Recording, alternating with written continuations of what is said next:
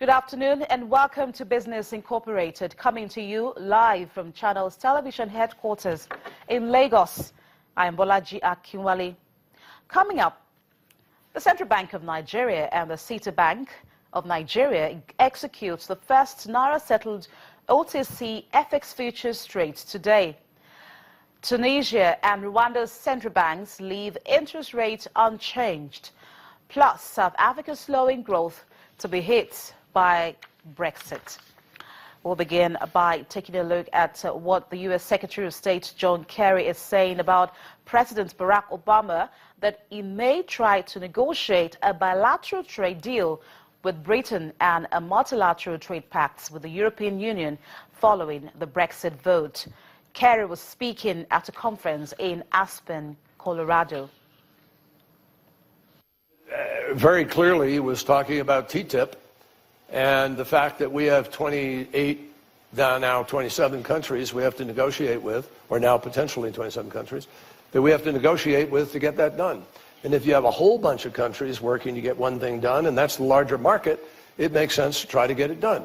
So, but I think given what has happened, the president is going to try and do both at the same time. He knows how to multitask. So if we have to, put more effort into helping, but for the moment, it's up to the Europeans and the British really to manage how they're going to do this. We don't want to meddle. We're not trying to insert ourselves into the middle of it. It would be inappropriate. We have interests. We will clearly talk with them about it, but they've got to come to some understanding of how they're going to meet the felt needs of both their people. A U.S. Secretary of State there, John Kerry.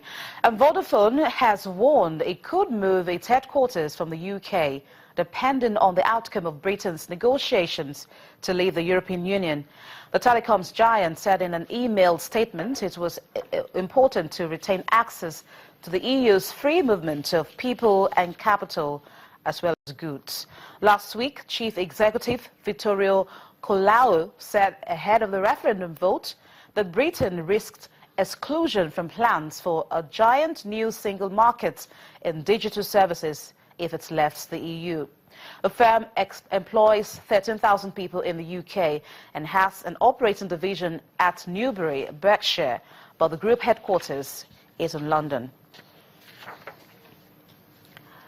And global markets have continued to regain some of the ground lost in the wake of the Brexit vote.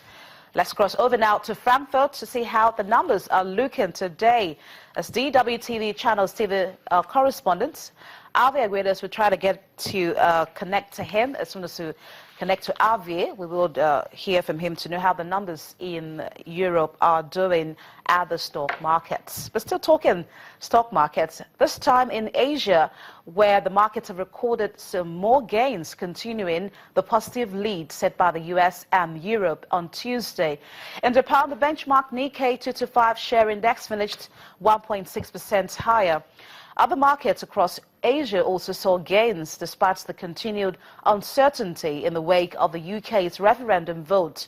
Hong Kong's Hang Seng closed 1.3% higher, while the mainland benchmark Shanghai Composite finished up 0.65%. In Australia, the ASX 200 index also closed higher, up 0.8%. In South Korea, the Kospi share index finished 1% higher.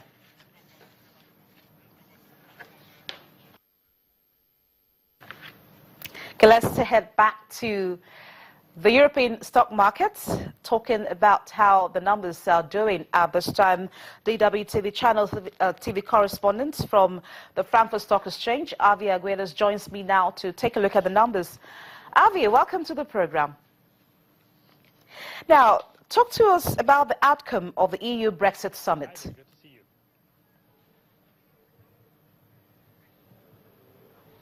Well, the EU Brexit summit was, of course, very intense. The words were rather harsh because, of course, the two sides are now confronted in what used to be, let's say, more or less happy family. So the problem, of course, here was that you had representatives of the movement for the Brexit there, and that definitely caused some anger on the declarations that we saw there. That being said, what definitely lacked in this summit was action from both sides. We have not seen a formal application of the United Kingdom requesting to leave the European Union, and we have not seen any steps taken by the European Union, not even precautionary steps to prepare for a Brexit scenario. And that is something that investors are also taking a very close look at, because we do not know what this tells us, but it definitely tells us one thing, that this is all going to take far longer than we initially expected. It's probably going to be a very intense, very tedious and long process until we actually see the UK leaving the European Union. And until then, there's a lot of business still to be done. Oh, absolutely. Let's talk about the MSCI Incorporated, which says the UK shares will stay in the MSCI Europe Index, as membership in the trading bloc has no bearing on the gauged makeup. What do you think about this?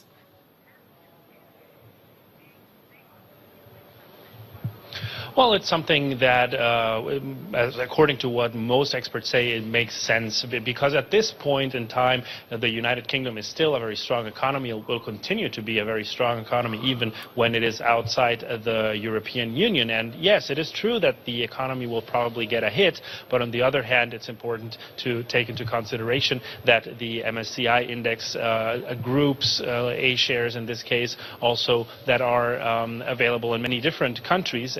And there's no reason or particular reason to take it out of the index, especially not at this stage where we do not know what is going to happen. It's just like the case if I requested a visa for the United Kingdom, being in European Union right now, it is just too early to do that. I would have to wait until the UK is actually outside the EU.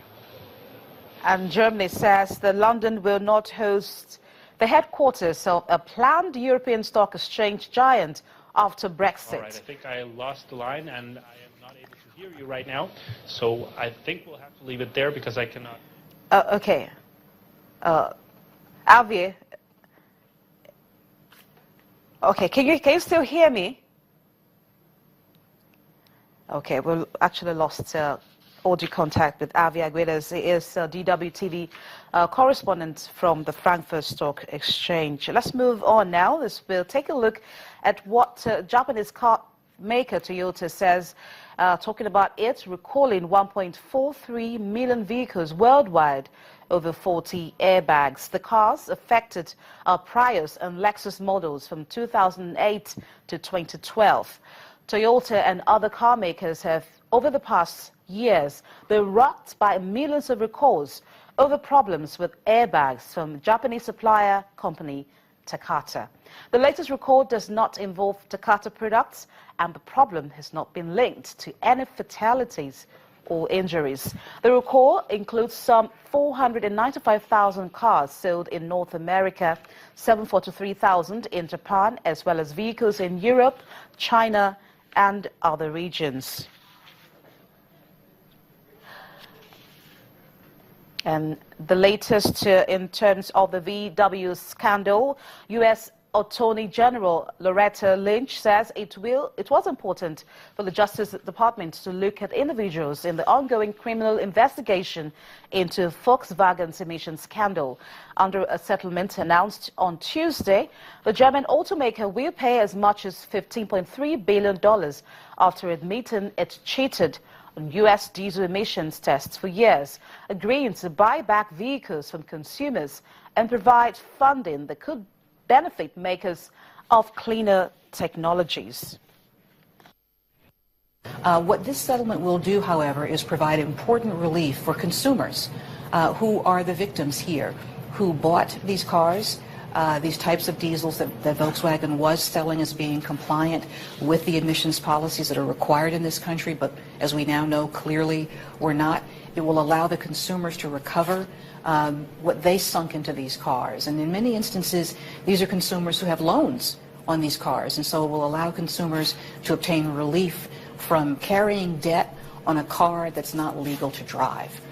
We have announced in general terms, but certainly it relates to every case, that when it comes to corporate wrongdoing, whether it is civil or criminal, that the Department of Justice will be looking at everyone who was involved in making those decisions and in implementing the actions that led to the liability that we have found. And so it's important for us in every case, including this case, to look at those individuals. Now, after the break, we'll take a look at the latest developments in Nigeria's forex market. Just stay with us.